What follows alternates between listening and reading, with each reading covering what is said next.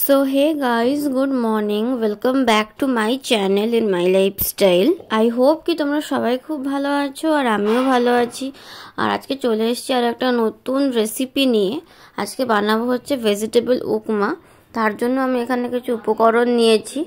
First এখানে নিয়েছি হচ্ছে সুজি, পেঁয়াজ আছে, তারপরে আছে হচ্ছে মৌরি, সর্ষে, তার সঙ্গে নিয়েছি এখানে কিছু ভেজিটেবলসের মধ্যে আছে বিনস, গাজর, মটরশুঁটি, কাঁচা লঙ্কা, আর এছাড়া নিয়েছি হচ্ছে কারি পাতা, আর তার সঙ্গে হচ্ছে নুন আর হলুদ। তো চলো গাইস, তাহলে রেসিপিটা আমি এখন স্টার্ট করি। তারপর এখানে শুকনো কড়াইয়ের মধ্যে সুজিটাকে দিয়ে দিলাম। এটাকে হালকা করে একটু ভেজে নেব, আর মানে বেশি ভাজবো না, বেশি ভাজলে লাল লাল হয়ে যাবে। একটু হালকা করেই এটাকে শুকনো কড়াইয়ের মধ্যে ভেজে নেব। তো চলো তাহলে এটা এখন ভেজে নিই আমি। এই যে সুজি ভাজা হয়ে গেল, এবার এটাকে ঢেলে নিলাম। কড়াইতে দিয়ে দেওয়া হচ্ছে তেল।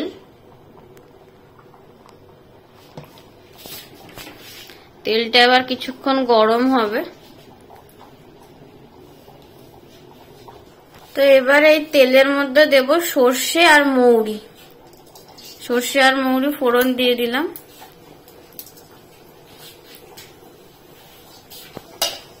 দিয়ে এটাকে একটু ভেজে নেব। তারপরে এর মধ্যে দেব হচ্ছে কারি পাতা।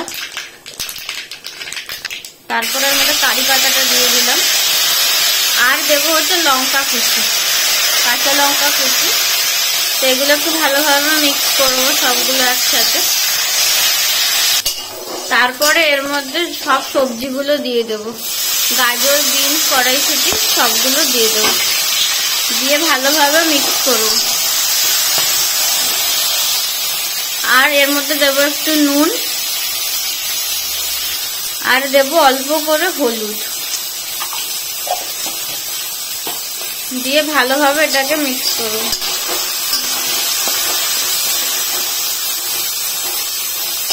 মাঝখানে পেঁয়াজটা দিয়ে দেবো।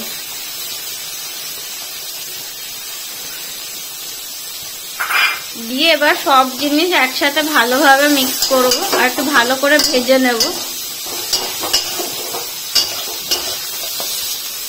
তো এইরকম ভাবে ভালোভাবে ভেজে নিতে হবে। তো সবজিগুলো এখন ভাজা চলছে, আর এটা আর একটু হলেই সবজিগুলো ভালোভাবে ভাজা হয়ে যাবে। কিছুটা ভাজা হয়ে গেছে, আর কিছুক্ষণ হলেই ভাজা হয়ে গেলে এর মধ্যে জল অ্যাড করে দেবো। তো এবার এর মধ্যে জল অ্যাড করে দিচ্ছি। সবজিটা একটু ভালোভাবে সিদ্ধ হবে। এই যে 2 বাটির মতন জল অ্যাড করে দিলাম। তো এই যে জল অ্যাড করা হয়ে গেছে। এবার একটু পরে এর মধ্যে সুজিটা দিয়ে দেবো।